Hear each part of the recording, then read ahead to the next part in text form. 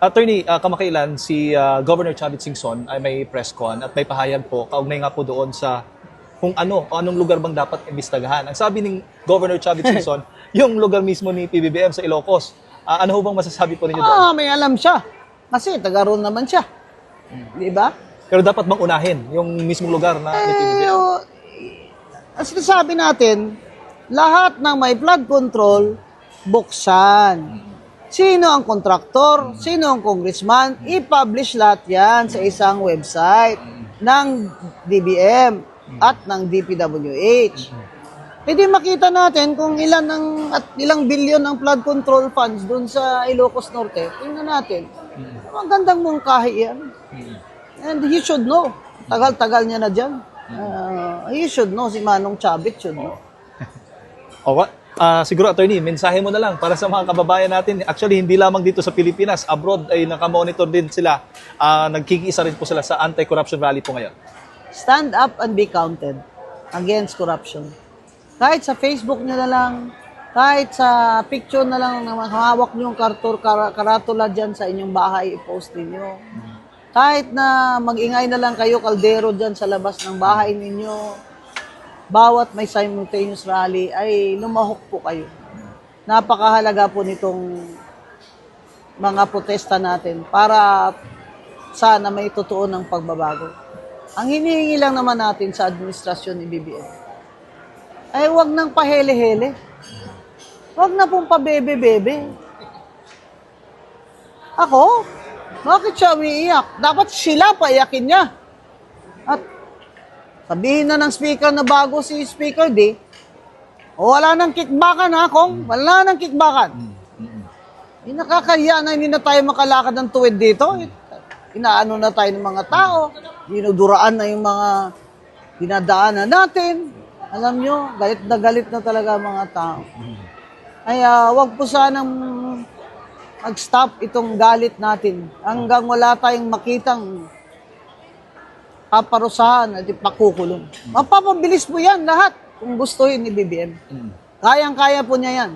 Pero kailangan mayroon siyang political will at meron siyang energy at meron siyang good advice lagi sa mga nakapalibot sa kanya.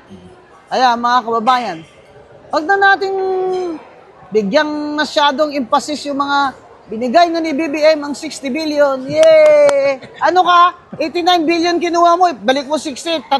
Tutuwa pa ako sa'yo. Balik mo yung 89 billion namin. Mabayad kami dyan eh. Pati overseas mga marino mabayad ng PhilHealth dyan. Pinirequire nyo yan eh. Tapos kinuha nyo lang yung reserve. Ito namang PhilHealth. Kung hindi naman ito na skandalo dun sa 89 billion ay hindi pa nagbigay ng mga libreng prosthetics, sa paa, libreng wheelchair. Ano ba kayo dyan? Sa dami naman po ng pangangailangan medikal ng mga tao. Gawin nyo nang gawin, magkaya nyo gawin. Diyan sa PhilHealth, wag naman yung bigay-bigay kayo ng bonus sa sarili nyo dyan, Mario.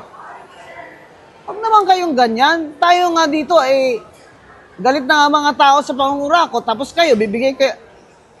Kayo mga government corporations dyan, bigay-bigay kayo dyan ng mga sweldo nyo na laki at mga Christmas bonus nyo Dapat i-publish nyo yan, magkano mga binobonus. Ipasoli yan, COA, ipasoli nyo yan sa kanila. Panggisalaw yan ng COA. Ako si BBM, wala. Bakit kayo may Christmas bonus? Ibigay nyo yan sa mga mahihirap. Ibigay nyo yan sa, magpa-scholarship kayo dyan. Magpa-ano kayo dyan. Ang ko lang, wala na balang tunay na pagmamahal sa bayan? Wala nang willing ba? Wala na ba kayong budhi? Yan lang po ang tatanong ko sa inyo. 3 taon, walang no new investments, walang bagong trabaho, ang taas ng mga pagkain dahil sa mga smuggling nyo dyan sa customs. Gusto nyo, import lang ng import para meron kayong share. Yan ang problema ngayon sa gobyerno ni BBM. Lahat ng nandyan sa gobyerno gustong kumita. Abay, kung ako, magpipresidente, walang classmate sa kabinete. Total, mga matanders na yan kayo lahat Tama na. Ang gustong mag-cabinet, talagang i-publish lahat. Yung mga 2 asawa, 3 asawa. Di bali na yung mga bading, okay lang maging bading kung hindi magnanakaw. Tapos pumirma sila ng waiver nila. Na pag sila ay nahuling nagnanakaw, sila mismo puputol ng 3 daliri nila sa bawat kamay nila. Ma'am, wala na po magsisilbi niyan. Hindi, meron pa rin.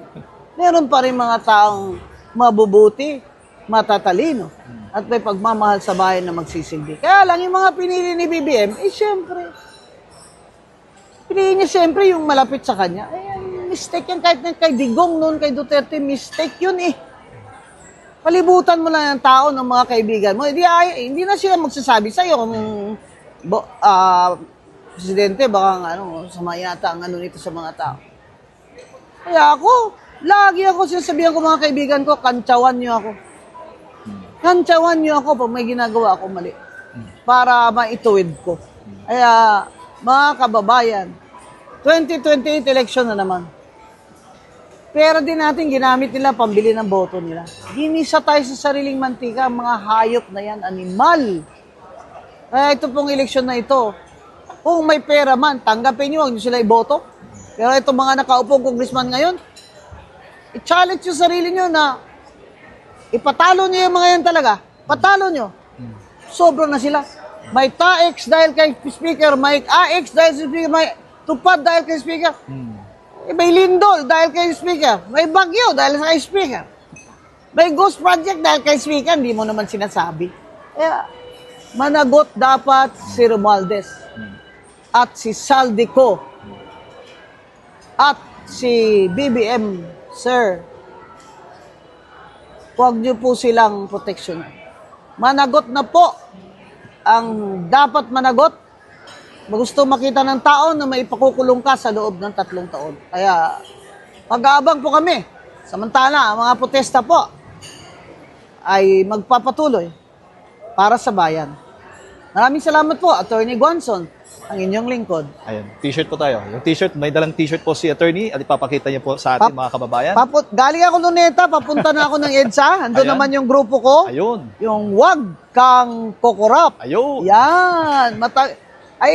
Matagal na tong grupo I think 2 years ago pa Opo. Ngayon, timing talaga. Kaya mga kababayan, makilahok kayo sa rally kahit saan sa mamalapit sa inyo. Maraming salamat po. Kita-kita po tayo uli.